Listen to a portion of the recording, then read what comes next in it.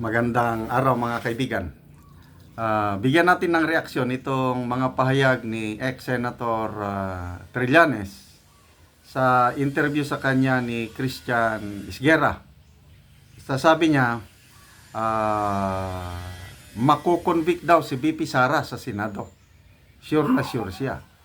So ano ang basihan niya? Ayun, ang ating pulsuhan ngayon. Tatanungin mo yung isang senador, sasabihin niya, titignan ko yung ebidensya. Yes. Okay. Ganun na sasabihin niya. Pero, ang nakikita na natin, mapoprofile mo na bawat isang senador. So, meron dyan, ito, kasi we're confident about our evidence, sa pagka nilabas ito, yung unbiased, Okay, we're confident about our evidence or evidences na pati yung panahon na mayor pa si BP Sara sa Davao isinama. Pati yung hindi niya pagsagot sa mga tanong sa mga hearing isinama. Grabe, 24 articles of impeachment. Sabi ng isang political analyst, dalawa lang ang mabigat doon sa 24 articles of impeachment. Yun lang parang may threat si BP Sara sa buhay ng presidente. Yun lang mabigat. All others, mahina. Sabi ng mga pati abogado, yung mga napakinggan kong in-interview na So ano yung sinasabi ni ex-Senator Trillanes na pag ilabas daw ang mga ebidensya nila malalakas. more objective na mind, i-convict talaga to. So, Convict. kung yun lang ang basis, meron tayo makukuha na mga 10 or 11 votes, then meron kang 7 na undecided na kailangan pa ng konting motivations, ika nga, no? Para mga-convince. So, I think at the minimum, makakakuha ng 18. Wow! So, talaga? Ayun. 18 votes daw ang boboto sa conviction ni BP Sara. Tandaan na natin yan 18. So, ilan lang yung mag-no? 5 lang. Sino kaya itong 18 na sinasabi ni Senator Trillanes? Hindi, theoretical. 18 ang tinitingnan nyo dito ng numero. Kasi ang magic number is 16. Ngayon ako, pinaguhugutan ko niyan nung corona impeachment. So, nung una, based on the evidence lang, 10 lang kami. Pero in the end, nung actual vote, naging 20 kami. Bakit? Kasi syempre, Okay, corona impeachment. Inamin ni Senator Jingo Estrada, kasama siya din doon. Kasama rin pala itong Trillanes. Corona impeachment, mismo ang presidente, si late Pangulong Noynoy Aquino, tumatawag sa mga senador. Ini-influensyahan ng presidente ang mga senador na boboto para sa conviction. Yun ang kaibahan. Ngayon, kasi kung totoo yung sabi ng Pangulong Marcos Jr. na ayaw niya ng impeachment, hindi siya tatawag. O kahit tatawag siya, hindi ako naniniwala na mayroong conviction.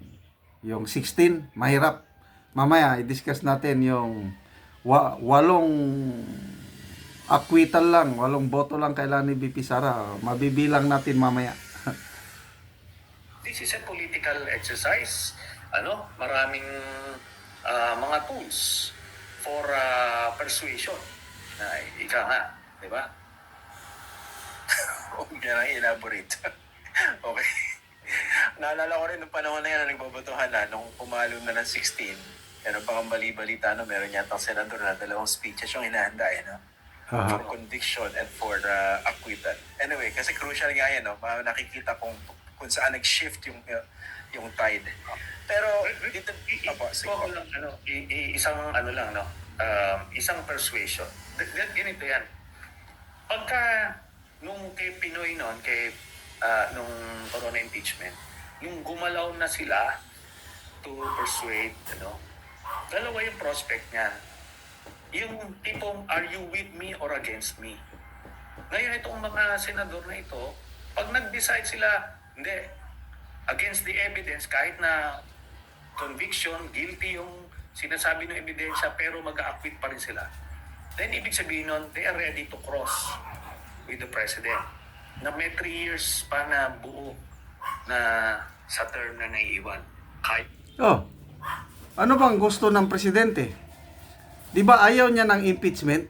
Hindi ata narinig ni Mr. Trillanes yung panawagan o hiling o opinion ng presidente na wag nang ituloy ang impeachment dahil hindi nakakatulong sa taong bayan. It's a waste of time. Hindi ata naintindihan eh. So iba ngayon.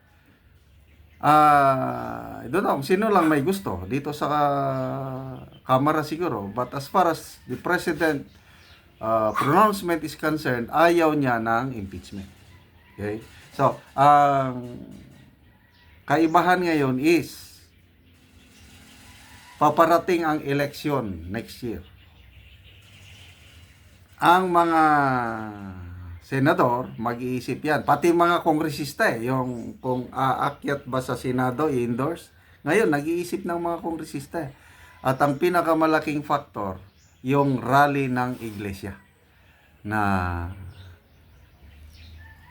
ayaw nila ng impeachment in support sa statement ng Pangulong Marcos Jr. na huwag nang ituloy. Marami ang mag-isip niyan. Ang mga kakandidato next year, senador ka man or kongresista, hindi mo pwedeng ibaliwala ang black voting ng Iglesia ni Cristo. Yan ba nila yun? Di ba? Kung umabot sa ganon yung persuasive tools na gagamitin, are you with me or against me? Di ba? Ito na yung ebidensya. Ngayon, mabigat na desisyon din yan sa senador. Teka muna, hindi ko rin kaya labanan pa na mahaba pa yung term. 3 years pa. 3 years.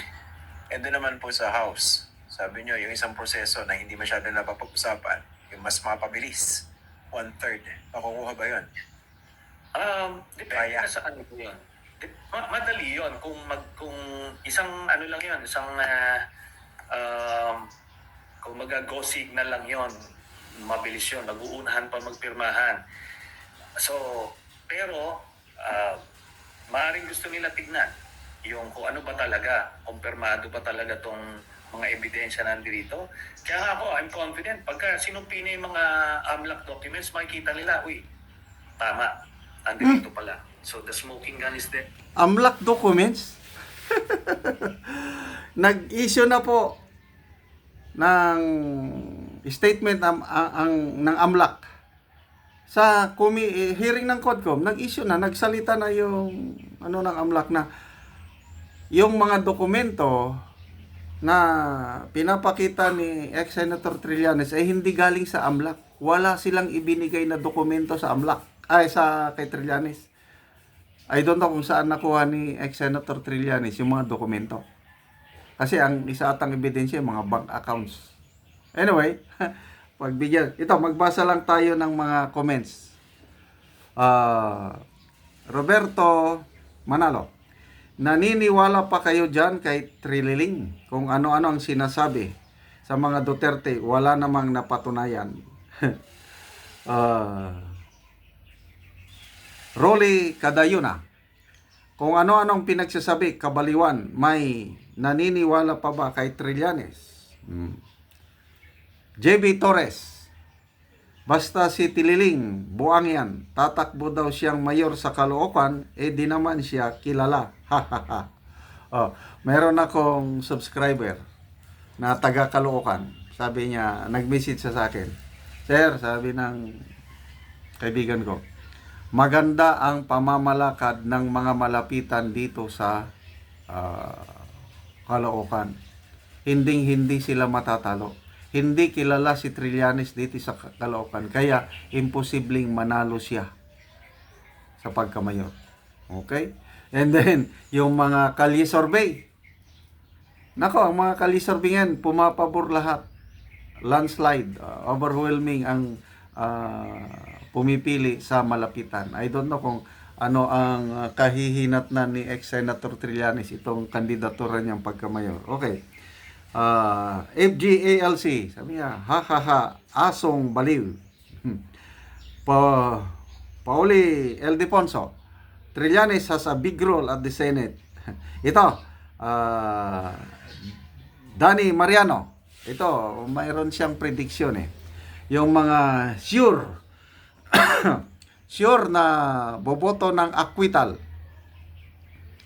Bato, Go, Padilla, and then 2 Bilyar. Talagang acquittal. Tapos sabi niya, ang sure na boboto ng acquittal is 11. So, dagdagan natin. Yung 5 na sinabi niya, Go, Bato, Padilla, 2 Bilyar. So, 5 na yon. Ang nakikita kong may dagdag dyan is Amy Marcos, Jingo Estrada, Senator Binay, magkapatid na Cayetano, and then si Senator Joel Villanueva, Senator Zubiri. 12 na yun. 8 lang ang kailangan. I don't know kung ano yung sinasabi ni Senator Trillanes na 18 senators daw boboto ng conviction ni BP Sara.